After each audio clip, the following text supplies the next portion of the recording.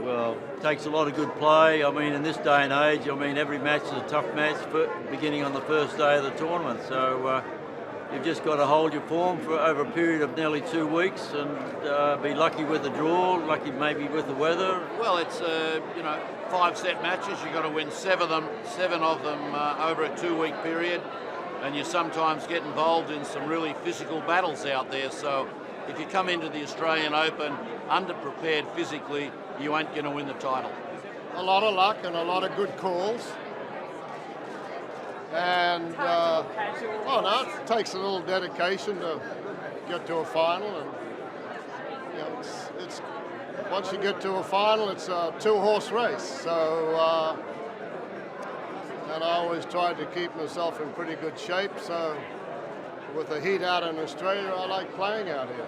I think in the 80s it took a willingness to go to Australia for a month and a half, a willingness to not be in contact with your girlfriend or parents or friends, because there were no cell phones in those days.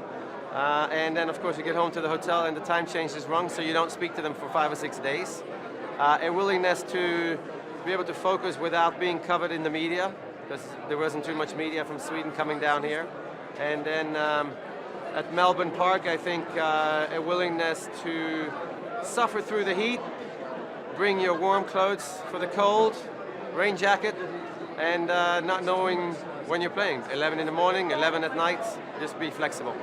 I think I was a little different because I was only 17, 16, so I really had nothing to lose. I just went out there. I mean, I played Mary Pierce in my first final, and I was like, spring chicken. It's like, just no fear, no nerves, no nothing. I had beaten Mary before and in some of the other matches and other tournaments, so I felt like I could do it, and that was the time to do. And I felt very good on the center court here in Melbourne, and it's like going back home even now when I go out there. Well, I think you've got to know that you're capable of doing it, and I think as a little girl, I was my first Australian. I won when I was 17, and I wasn't seeded to win it, and they had the number 1 and number 2 in the world out here.